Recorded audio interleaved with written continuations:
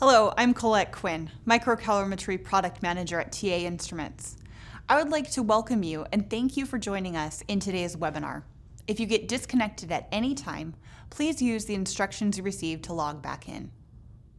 You can access various content by clicking the Documents widget at the bottom right-hand corner of the screen. This includes speaker bio and additional file downloads. If you need help at any time, click the question mark widget. Please ask any questions you may have at any time during this presentation by submitting them through the Q&A window. We will answer as many of these as possible at the end of the webinar. Our presenter today is Dr. Malin Sarkusk. Dr. Sarkusk is the Isothermal Product Manager and an Application Specialist for TA Instruments. She holds a Master's of Science in Biochemistry from Stockholm University and a PhD from the University of Lund in the lab of Professor Ingemar Wadso. She was employed at Pharmacia in Stockholm, and during this time, she worked with DSE and isothermal titration calorimetry, as well as other biophysical methods. She received her PhD in 1999 and started to work at Thermometric AB, Sweden, as a product manager and application specialist, and was later promoted to marketing manager. She is considered a leading expert on the TAM isothermal instrument with numerous publications, and in 2014 was recognized for her contributions to the field of microcalorimetry and featured as a biophysicist in profile by the Biophysical Society. The title of her talk is Isothermal Microcalorimetry in Pharmaceutical Science. Malin? Thank you, Colette. Today's webinar will be about using isothermal microcalorimetry within the pharmaceutical sciences. Virtually all chemical and physical processes will result in either a heat production or a heat consumption. A heat flow calorimeter will measure this heat production in terms of heat flow, dQ dt. The heat flow is directly related to the heat production or consumption rate in the sample, denoted P. P and the Q, the T, are measured in watts, which is joules per second, reflecting the rate. A microcalorimeter is a calorimeter that could measure this heat production in a microwatt range or lower. The microcalorimeter we use is a TAM4. It's a modular and flexible microcalorimeter system. So it's a system of calorimeters you can put into the base of the TAM4. So it's a thermostat. You put the calorimeters in.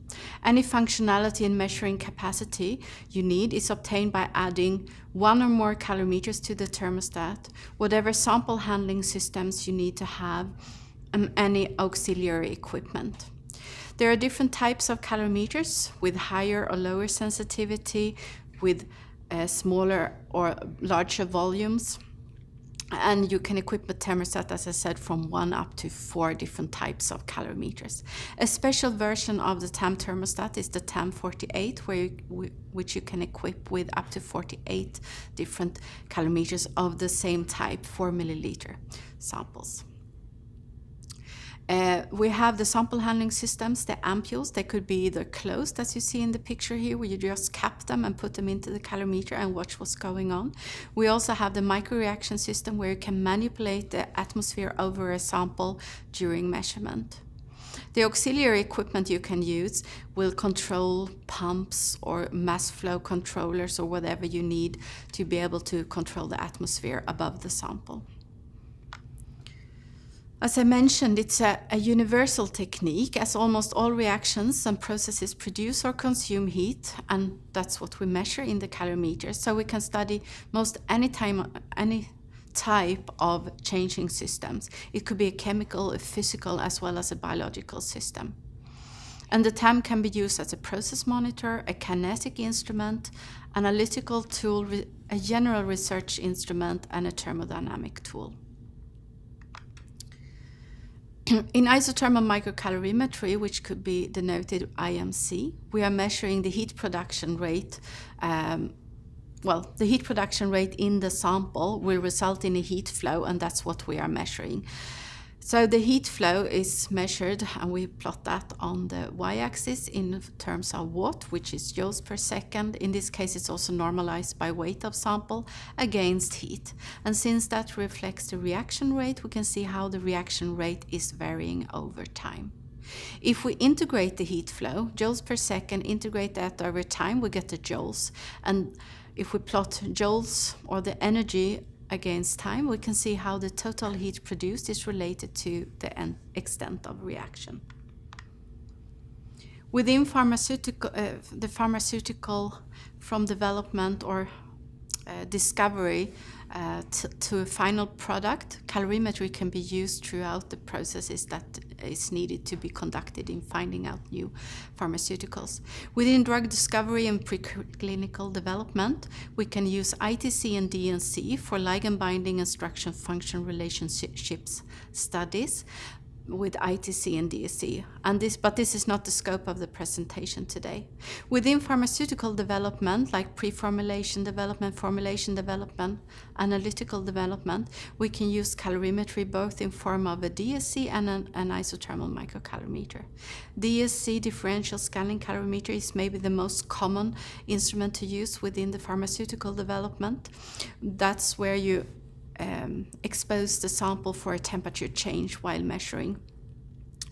IMC, we can work at much lower temperatures, and the focus on this presentation will only be the isothermal microcalorimeter.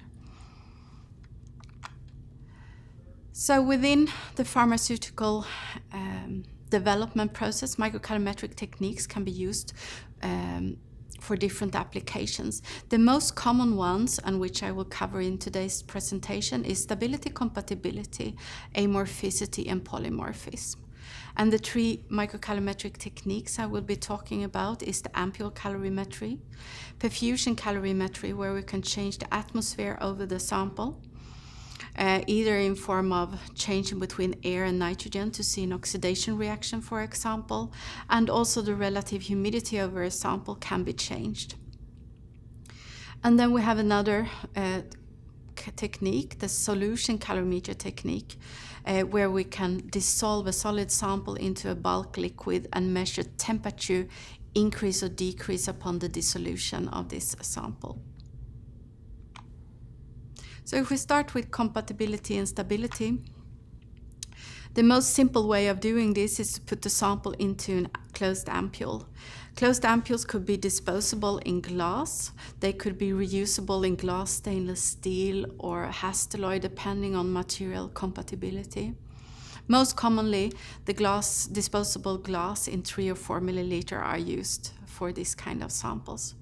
The example we see here is a drug studied in a closed environment, and we see it's been measured in the microcalorimeter at 23, 30, 40, and 50 degrees Celsius. We can see even at 23 degrees, we see a non-zero signal, which indicate that we have a slow process going on. Increasing the temperature, we can see that the signal intensity is increasing, reaction rate is increasing at higher temperature. At 50 degrees, we also have a sloping line, which indicate that we're actually consuming. The reaction rate is so fast, so we're actually consuming sample during the measurement. Heat flow is a rate. A rate can be plotted in a Arrhenius relationship. So we can plot the logarithm of the heat flow versus the inverse of the absolute temperature to get the Arrhenius, see if our reaction is following the Arrhenius relationship. The blue dots we see in the lower curve is the microcalorimetry data, which fall into the same line as the HPLC data, where the reaction product has been followed by HPLC by doing shelf life studies at higher temperature and take sampling out. We can see they fall in the same line, so the reaction we're looking at is the same, studied with 2 different techniques. What's obvious here is that the TAM data can be studied at much lower temperatures than the HPLC data. So the importance of stability assessment of a pharmaceutical. Any chemical or physical instability may cause loss of potency due to a chemical degradation. This degradation product can give effects that you do not want to have, and it could even be toxic. So you need to keep control over the stability. It can also change other undesired things in the performance of your drug, and also changes in the physical appearance. And it's also, of course, a requirement by regulatory agencies. So the benefits of using isothermal microcalorimetry for stability assessment is that it's highly sensitive, as demonstrated in the first example. There is no need to accelerate the conditions to be able to detect changes. HPLC, that's more traditionally used for stability assessment, is relatively insensitive to small changes. And of course, pharmaceuticals need to be designed to be very stable, so it's natural they are not changing very much. But we need to know how the changes, how fast the changes are coming. We can detect both chemical and physical changes. These physical changes can be related to polymorphism. It could be related to amorphicity and hydrate and solvent state. Also, the traditional methods, such as HPLC and chromatographic methods, cannot judge if it's a physical change going on, as they need to be dissolved. Samples need to be dissolved in a liquid before analyzing, and then we take away any solid state history of the sample. This is not the case with microcalorimetry.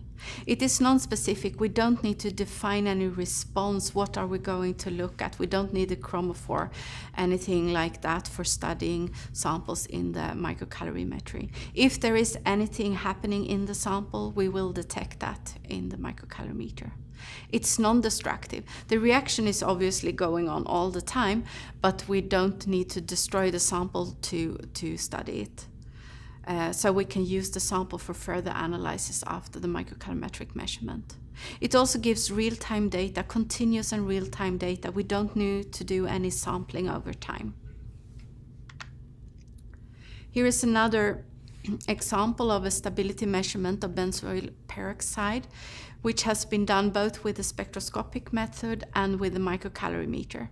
We can see that the spectroscopic method is not able to detect any degradation of the substance below 55 degrees, while the microcalorimeter can actually detect degradation products or the degradation process already at 20 degrees.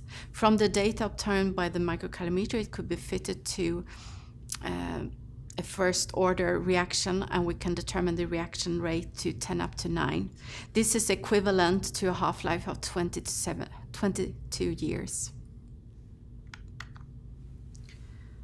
Kinetic models can be fitted to calorimetric data by converting them using the enthalpy of the reaction, and it could be fitted to a lot of different complex reaction schemes. But for a single component reaction, we can actually judge the reaction just by looking or plotting the heat flow data. Either we can plot just as it is. If it's constant over time, we will assume a zero-order kinetics, and we can calculate the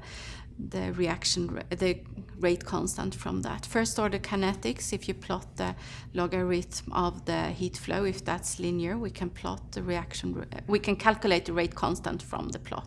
We can also do that for second-order kinetics by plotting. If it doesn't follow these schemes for a single component reaction, there could also be several reactions going on simultaneously.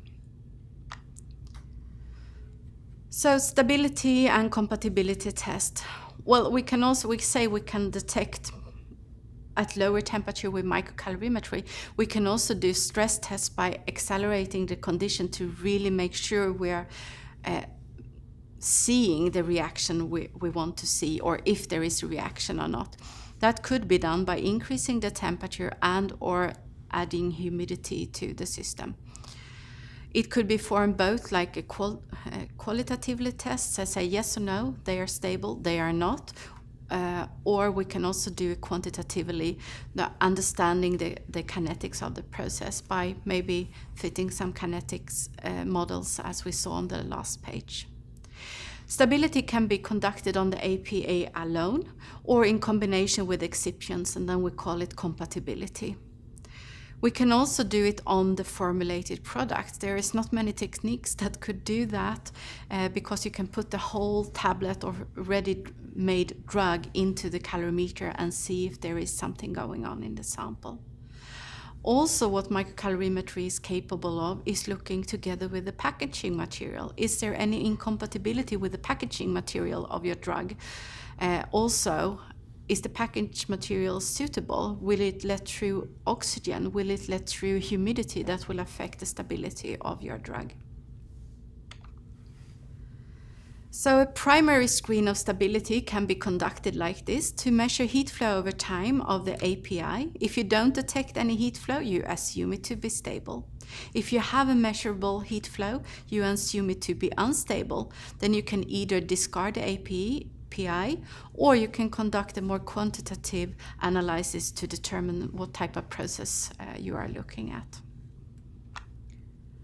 So the principle of a compatibility test is that you will run the API alone, you will run the excipients alone, and then you make a 50-50 mixture of the two and measure that in the microcalorimetry. It doesn't need to be a 50-50 mixture, but it's typically done just to increase the contact between the different molecules. So we do the measurement of heat flow of A, we do the measurement of the heat flow of B, and then we calculate the theoretical heat flow, what we would expect if there is no interaction between the molecules. If we now measure the mixture and we see it's not equal to what you expected it to be, then there is an incompatibility between the molecules. There is one way of doing that, but there is also a way of adding humidity to the system, like you see in the lower ampules. You add humidity to accelerate the conditions to make more likely that you will detect any incompatibility. You can also add small aliquots of water to the actual mixture to really increase the contact between the molecule to accelerate the conditions. So a similar flow diagram as we saw for the stability can also be conducted for the compatibility testing. So you, as mentioned, measure the heat flow of the API alone, the excipient alone, you calculate the theoretical heat flow, and then you do a measurement of the actual mixture. And then you compare the theoretical with the measured one. If there is no difference in data, you assume them to be compatible. If there is a difference in the data, you assume they are unstable or incompatible. You can discard the combination, or you can again conduct a more analysis to understand the nature of that interaction. Here is some example. One example with compatibility test, stress test with the TAM, where you have put the temperature to 50 degrees and you have also added humidity to the system, a relative humidity of 75%. That could be achieved by adding a small microhydrostat that's seen in the ampule here, a small tube with a saturated salt solution that will give that, and you can choose salt solution to give that relative humidity that you want to have over your sample. In this case, they have measured the drug itself, the microcrystalline cellulose, and then the mixture. And we can see that the mixture deflects very much from the heat flow that you measure on the components alone. This would be judged to be incompatible. The other example of a stress test here is to add the aliquots of water to the sample. So here is 200 microliter water added. And we can see again the components alone give very small amounts of heat flow, while in the combination you can clearly see there is a reaction between the two components.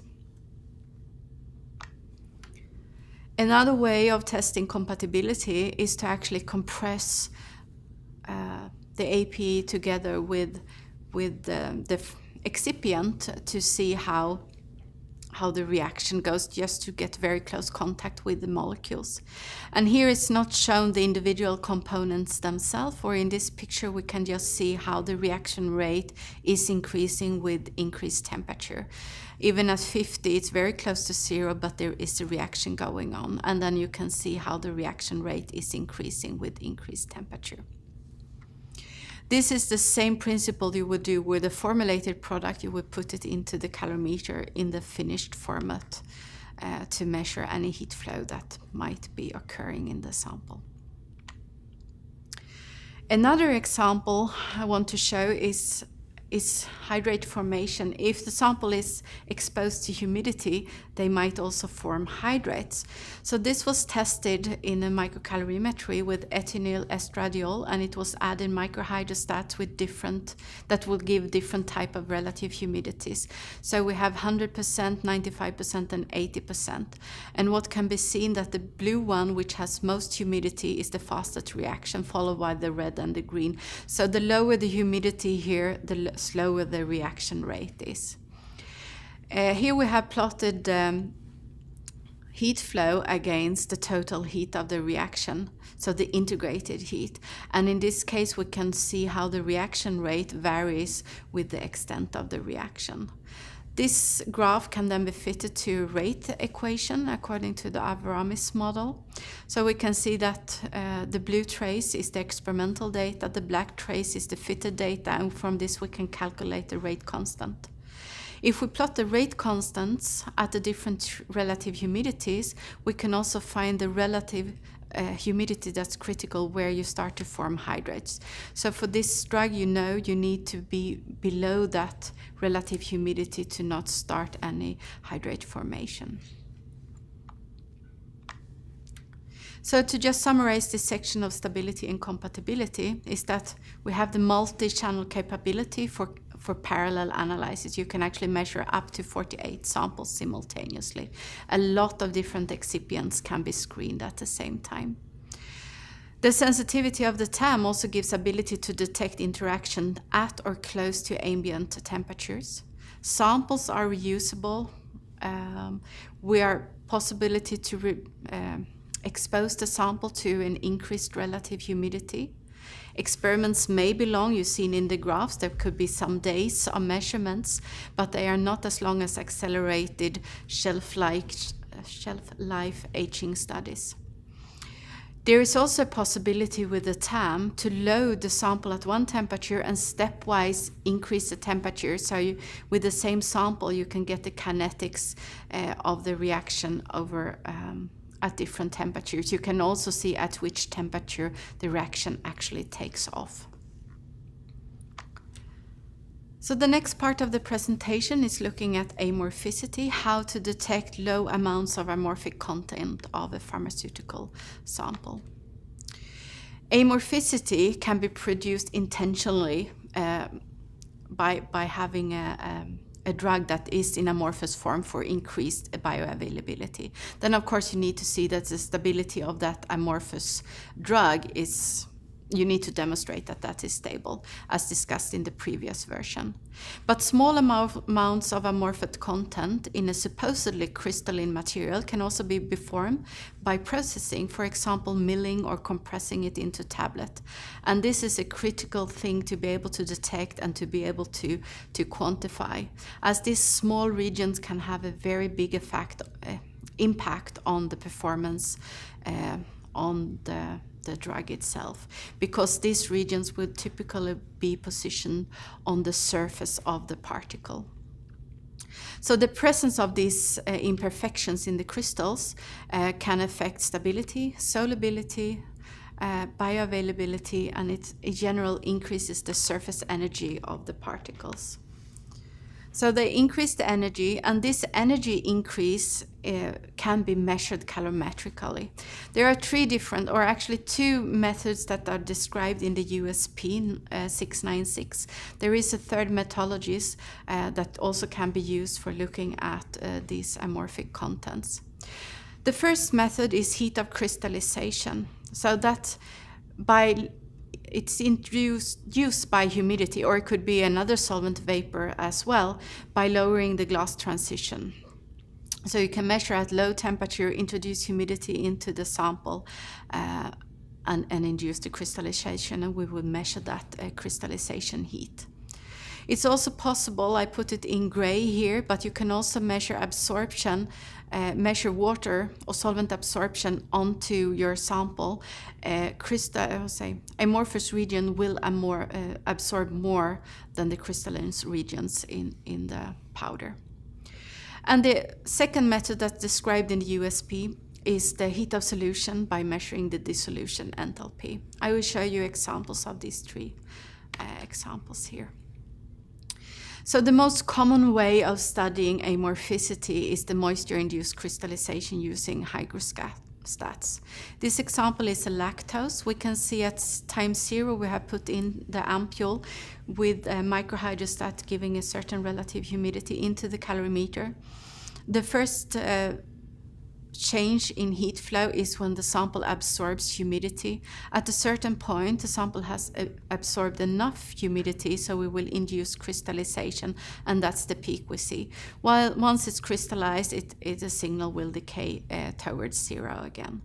This induction time, where it absorbs humidity from the gas phase, will depend on the vapor activity you are using, the temperature you're measuring at, the sample size. It will obviously take longer time with larger samples, and the presence of any seeds that will induce the crystallization of the amorphous regions. This will just show an example of the crystallization as a function of the relative humidity. The same approximate amount, 30 milligram of a lactose, is put into the calorimeter at 25 degrees. But there are two different microhydrostats giving different relative humidity. One with pure water giving 100%, and one with a saturated sodium bromide sample salt giving 57% relative humidity. We can see that the actual crystallization comes about 2 or 3 hours later than the first one, due to the lower vapor activity in that sample.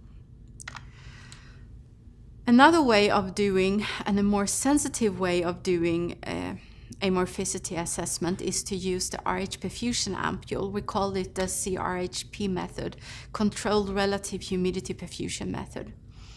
Then you use the microreaction system, where you put the sample in the bottom of the ampule, and then you have 2 gaslets in the top. It's only the top that's outside the calorimeter, so you have 2 gas inlets. One line goes directly into the sample, it's completely dry, and one line goes through the humidifying chambers, where you have put your water, most commonly. You can also put other solvents in there. So you get 100% relative humidity in this gas line once it's past the humidifying chambers. Over the sample now we can mix the 2 gas lines in the proportion to give the wanted relative humidity over the sample. The RH perfusion ampule have the possibility to run at a constant defined RH, but we can also stepwise change the relative humidity or ramp the relative humidity. This is an example with lactose again, which has been exposed to a ramped relative humidity, where we start low, go up to 80% relative humidity. In number 1, we can see the absorption of the humidity to the sample. In 2, we have the crystallization of the amorphous regions. And after crystallization, crystalline material don't hold humidity as the amorphous region. So after there is no amorphous region left, it will expel the water that it has absorbed. We see that in peak number 3. Peak number 4 is probably reorganization of the crystals in the solution.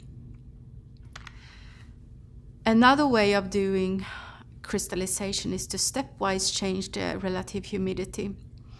In this case, the lactose is put into the RH perfusion ampule at 30% relative humidity. We are then changing the relative humidity to 40. We can see an absorption peak. Then we change back to 30%. We see a desorption peak. We change back to 40. We have another absorption peak. If we move the second peak and overlay it to the first peak, we can see that they are not really overlapping. The difference is about 20 millijoules, and this is attributed to the crystallization of the amorphous region, and it, by calibration, making calibration standard, we can calculate this to be 0.3% amorphous content in this lactose. So it's a very sensitive method to assess amorphicity. And then I just mentioned the other technique that's not in the USP, to look at heat of absorption without introducing crystallization. So we can do absorption-desorption profiles, as we just looked at in the other in the other slide, but we will keep the relative humidity below that humidity that will actually induce crystallization. And then we can go back and forth, and we can compare that to as amorphic and crystalline material will have different absorption enthalpies, we can quantify the amorphous regions also in this way. The second method described in the USP was the solution calorimetry method, because an amorphous and a crystalline substance will have completely different heats of dissolution. Typically, the heat of dissolution is endothermic for a crystalline material and exothermic for an amorphous material. Sensitivity of this technique will depend on how big differences is between the enthalpies of the crystalline and the amorphous material.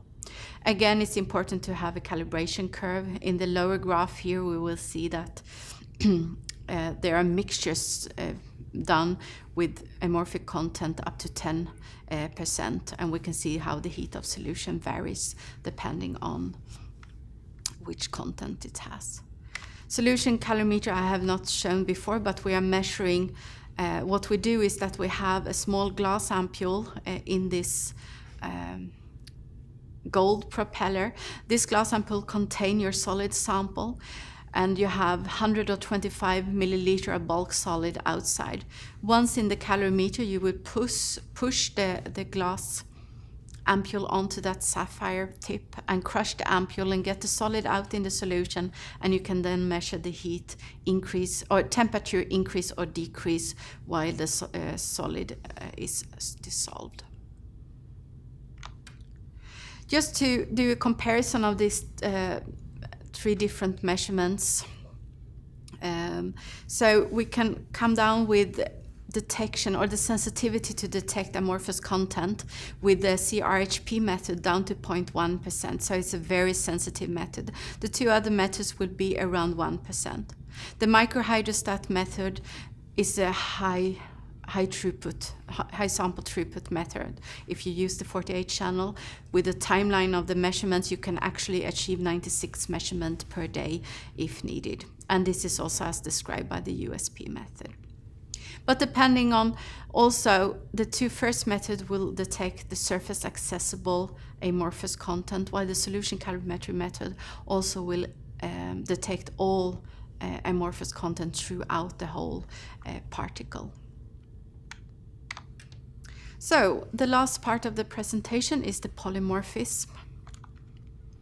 So, and this is also very important work of the pre-formulation work to be able to characterize the polymorphic behavior of a drug and an excipient, because different polymorph can have radically different properties, which can then affect the bioavailability. It could affect the stability, the hygroscopicity, mechanical stability, compactability, and it can also give batch and source variations in production later. So what can you do with microcalorimetry to look at polymorphism? You can determine the relative stability of a polymorphic pair. You can get transition enthalpies for transforming to one polymorph to another. We can look at equilibrium transition temperatures. You can assess stability of the polymorph. Is it stable? And look at the kinetics of the polymorphic transitions. Is there any way I can stabilize my polymorph by doing one or another? So if we look at the relative stability of a polymorphic pair, this is done with solution calorimetry, because different polymorphic forms will have different heat of dissolution. So we can calculate this by calculating the heat of transfer between the two different polymorphic pairs. So we will dissolve polymorph A and calculate the heat of this solution, and then we will dissolve polymorph B in the same solvent and calculate the heat of solution there. By Hess law, you can combine the different enthalpies and you can calculate the heat of transfer between A and B by taking the difference between the solubility of the two. And then you get the enthalpy of transfer. We can then say which polymorph is the more stable. Gibbs free energy will give you which sample is most stable, but since we come to the same solution afterwards, we can also use the enthalpy of transfer as an indication of which polymorph is more stable. If the enthalpy of transfer is exothermic, then A is more likely to be more stable than B, and if the enthalpy of transfer is endothermic, B is likely to be more stable than A. If you have this enthalpy of transition and you also have the solubility of the two forms, you can also be calculating the transition temperature at where is the equilibrium transition temperature between the two polymorphs. If we look at stability of the polymorphs, the transformation can occur via two distinct mechanisms. It could be directly via just a molecular rearrangement in the dry state. That's could be a very slow process. It could be made to run faster by adding a solvent. So via a solvent phase, the solvent-mediated polymorphic transformation, SMPT. And this can be much faster. So the solvent-mediated process works like the least stable polymorph is usually also more soluble in solution. So if you make a slurry of your polymorphic mixture, and then you will initially dissolve A, crystallization will be induced, and it will crystallize into the more stable form, which is B here.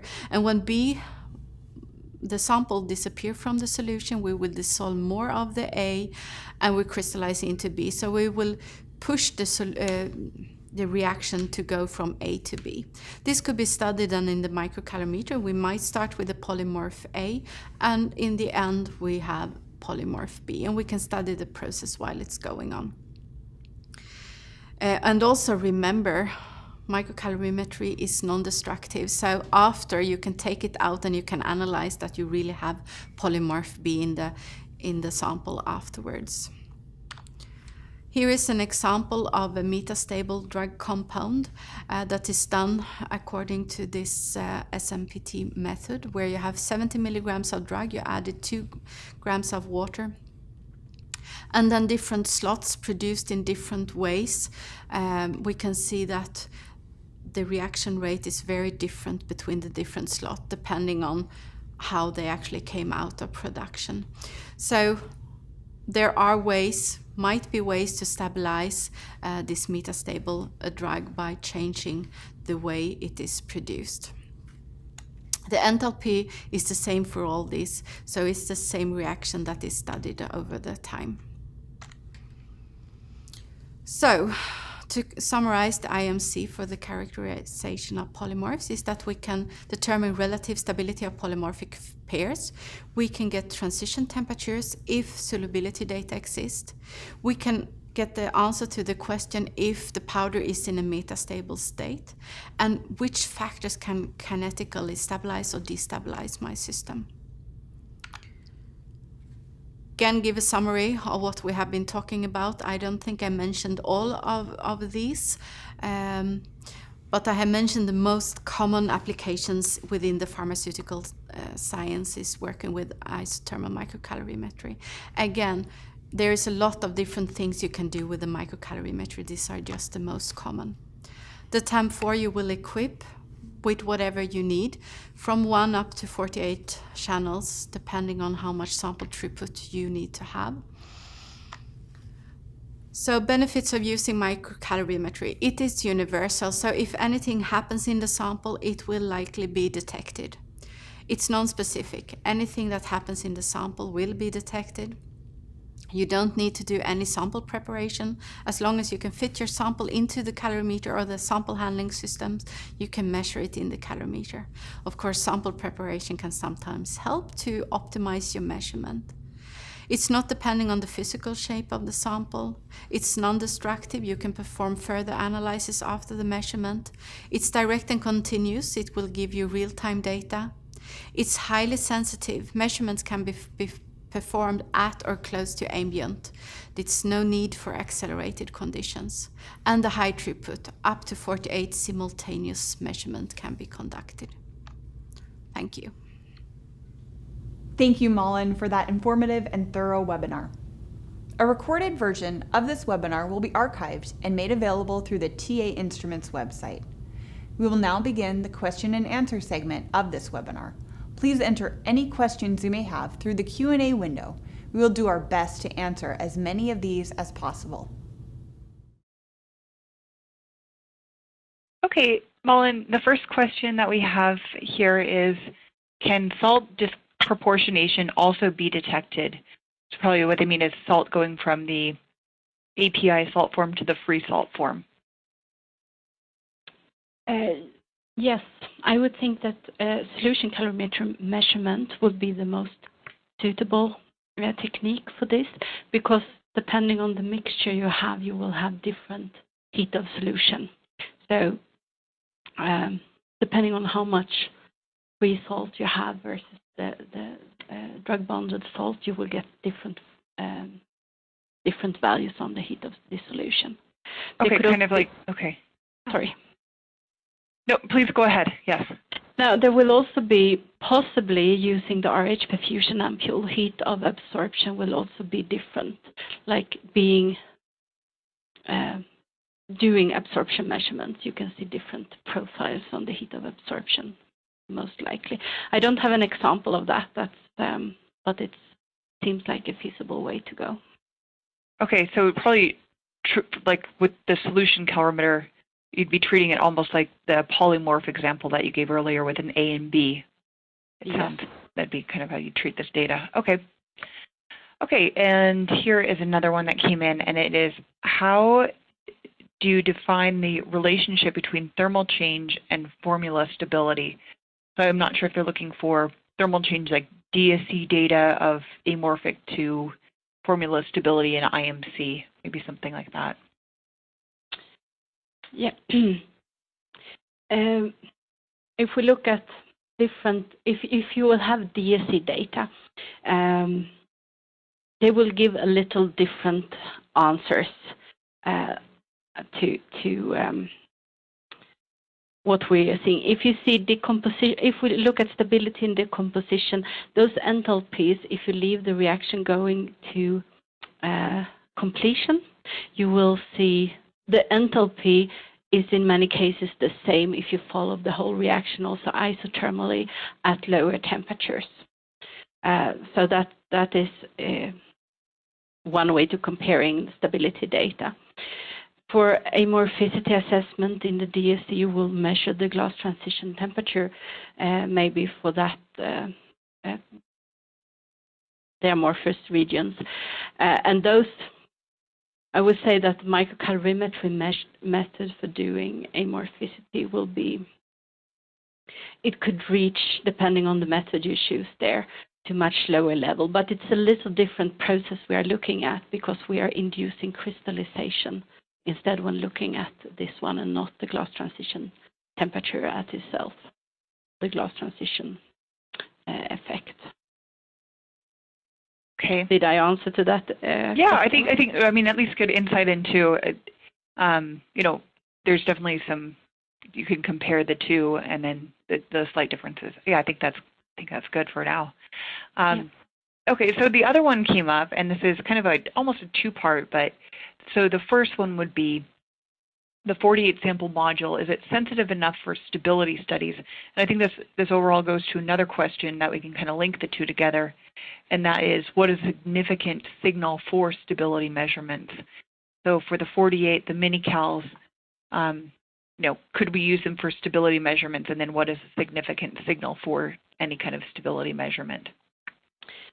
With the different calorimeters will have different sensitivity, obviously. The mini calorimeter sensitivity, we would say that a significant signal would be 2 times the detection, 2 or 3 times the detection limit of that calorimeter. So it will mean that we are on the sensitivity level or heat flow measurements of 0.5 microwatt approximately to say there might be something going on in our samples. Of course, maybe you want to verify that to accelerate the conditions slightly to really see that you have a reaction that increases when you're accelerating the conditions by increasing the temperature maybe or adding humidity to your sample. But the 48-channel instrument is used in many instances for looking at stability measurements, and it is sensitive enough to detect these effects, even at lower temperatures. And then, so for the 48, so you mentioned different calorimeters, and then I think that's good then to mention, for example, with the RH, that what type of calorimeter is being used and kind of the sensitivity versus typically the 48 calorimeter.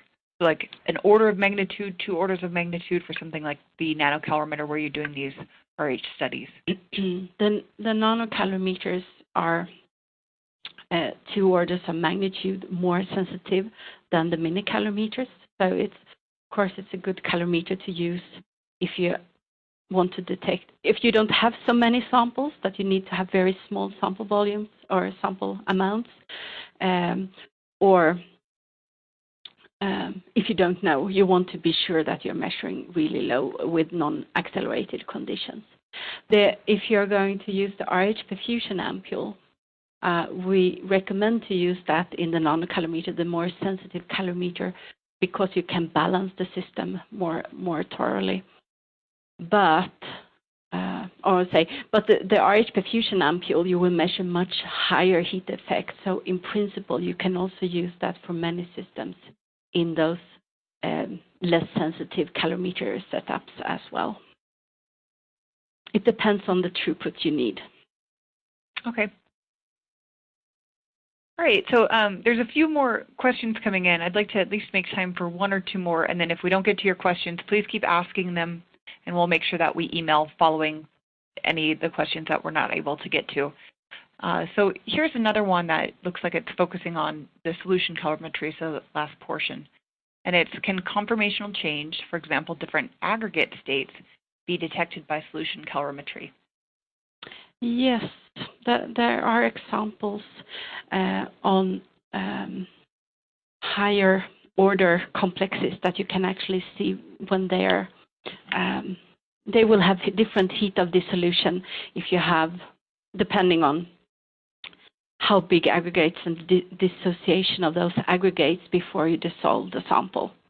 And that's also, well, we have 125 milliliter vessels, so you might need to dissolve them also to characterize that in different final volumes to see what final state you have on certain aggregates, because some aggregates will also happen in solution, even if you have. So there are different parts. Now I actually am answering 2 different questions here, I realize. So either you have heat of dissolution of an aggregated sample that you dissolve in liquid, so the final state will be the same, but the initial state was different. Or you can also dissolve a sample to different final states and see the difference in heat of dissolution of that. Okay. No, I think that answers it. I think maybe you could help us out on, I think we'll just follow up a little bit more on that one, and that would be the solution calorimeter, and I think for everybody's understanding of there aren't explicit values, kind of the standard curve and how you'd actually set up a solution calorimeter experiment. Maybe just explaining that a standard curve is needed. A standard curve will be needed if you have a pure crystalline and a pure amorphous substance, and then you can make mixtures of the differences and you measure the heat of dissolution. So you will do a physical mixture of the different crystallines, crystalline or amorphous, or and you measure the heat of dissolution of that. And that's those standard curves you will need to to make. And that's the same for all of these methods, that you will need to do those kind of mixtures too. Okay, and then I think we'll just end with one final question. And if we didn't get to your question, please continue to submit them. And what we'll do is we'll just, like I said, we'll follow up, or sorry, Malin will follow up on email of answering the question. So the last one for today that we'll take is there an upper limit of the heat flow? So do we need to worry about too much heat from certain reactions? For this kind of reactions we are talking about here, I don't think there will be a risk that we hit the range of what we can measure in this type of calorimeters. We have a very broad dynamic range on our calorimeters. I think for the mini calorimeters we can measure up to 15 milliwatt, or between 15 and 20 milliwatts as the dynamic range. And I have never experienced that we will hit that limit with this kind of samples. Okay. Yeah, because I think most of you, or all of the profiles you showed, you're definitely in the microwatt range, so definitely yes. There's a couple orders larger. Okay, well, excellent. And so I just want to say thank you, Malin, for this great webinar that we were able to listen to. And thank you to everyone today for asking questions and listening to the webinar.